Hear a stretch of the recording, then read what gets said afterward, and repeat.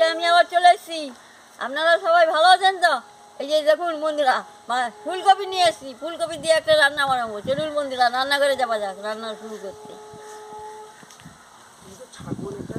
বন্ধুরা, আমি রান্নাঘরে চলে এসেছি। এবার আমি ফুলকপিটা কেটে নেব।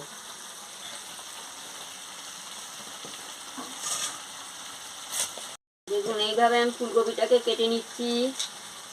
কাটা হয়ে গেলে আমি ফিরে আসছি। বন্ধুরা, আমি আনাজটাকে কেটে ধুয়ে নিয়ে চলে এসেছি। এই দেখুন, ফুলকপির আর আলু। এবার আমার উনুন ধরে গেছে, আমি কড়াটা বসিয়ে দিচ্ছি। এবার আমার কড়া গরম হয়ে গেছে, আমি তেলটা দিয়ে দিচ্ছি। এবার আমার তেল গরম হয়েছে, আমি ফুলকপিটা কড়াতে দিয়ে দিচ্ছি।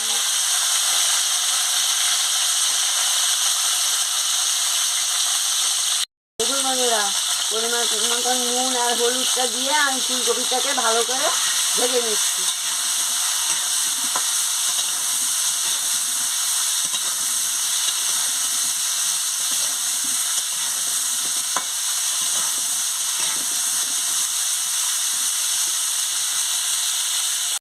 বন্ধুরা দেখুন, আমি ফুলকপিটাকে কেমন মারছি, ভালো করে একটু ভেজে নিচ্ছি। এবার আমার ভাজা হয়ে গেছে, আমি তুলে নিচ্ছি। দেখুন বন্ধুরা, লাল লাল করে ভাজা হয়ে গেছে, আমি তুলে নিচ্ছি। ফুলকপিটা ভাজা হয়ে গেছে, এবার আমি আলুটাকেই ভেজে নিচ্ছি।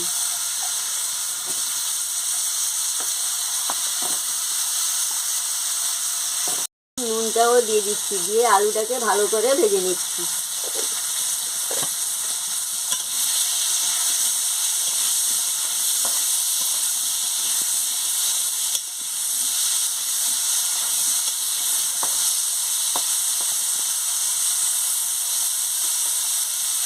বন্ধুরা, আলুটা লাল লাল করে ভাজা হয়ে গেছে, আমি তুলে নিচ্ছি।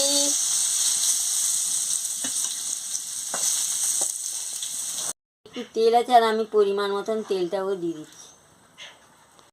তেজপাতা, শুকনো লঙ্কা আর জিরে, গোটা জিরে দিয়ে দিচ্ছি।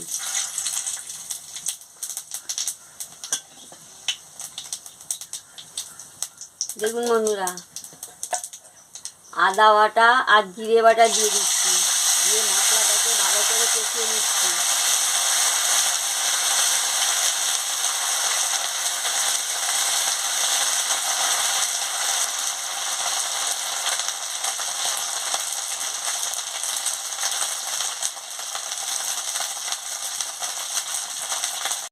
আর শুকনো লঙ্কার গুঁড়ো দিয়ে দিচ্ছি, দিয়ে মশলাটাকে ভালো করে কষিয়ে নিচ্ছি। দেখতে থাকুন।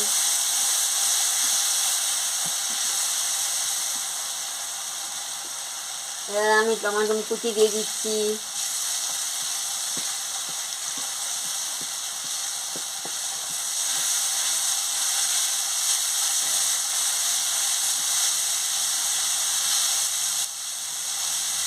দিয়ে মশলাটাকে ভালো করে কষাচ্ছি। মশলাটা কষানো হয়ে গেছে, আমি কপি আর আলুটা দিয়ে দিচ্ছি, দিয়ে ভালো করে কষিয়ে নিচ্ছি। দেখুন বন্ধুরা, মশলার সঙ্গে ফুলকপি আর আলুটা কষিয়ে নিচ্ছি।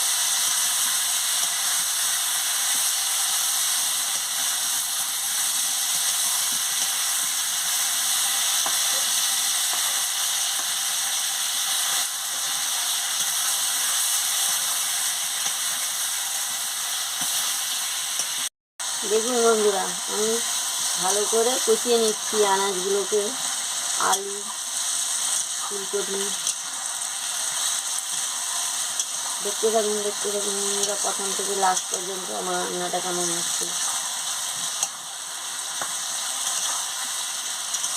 আমি পরিমাণ মতন মিষ্টিটা দিয়ে দিচ্ছি, দিয়ে ভালো করে নাড়িয়ে নিচ্ছি।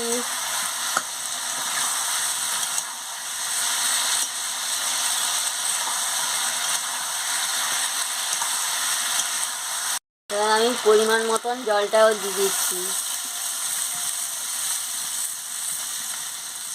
জলটা দিয়ে আমি ভালো করে ফুটিয়ে নিচ্ছি। দেখুন বন্ধুরা কি সুন্দর টকবক করে ফুটছে।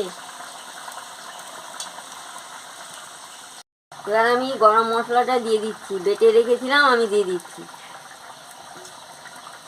দিয়ে ভালো করে নাড়িয়ে নিচ্ছি। এবার হয়ে গেছে, এবারে আমি নামিয়ে নেব। আমার বৃহস্পতিবার, ওই জন্য আমি নিরাম রান্না করেছি। আলু আর ফুলকপি দিয়ে ভালো করে এইভাবে রান্না করে খাবেন, খুব ভালো লাগবে। ভালো লাগলে আমাকে লাইক করবেন, শেয়ার করবেন, মেসেজে লিখে জানাবেন, সাবস্ক্রাইব করবেন। আমি কালকে আবার ফিরে এসেছি। বয়স্ক ঠাকুমার রান্নাটা দেখছেন তো, লাইক কোনটি বাজাচ্ছেন তো, রিয়াক্ট করছেন তো, গন্ধটা দারুণ বেরিয়েছে। এইভাবে নিরামে রান্না করে খাবেন, রুটি দিয়েও খেতে পারেন, খুব ভালো লাগবে।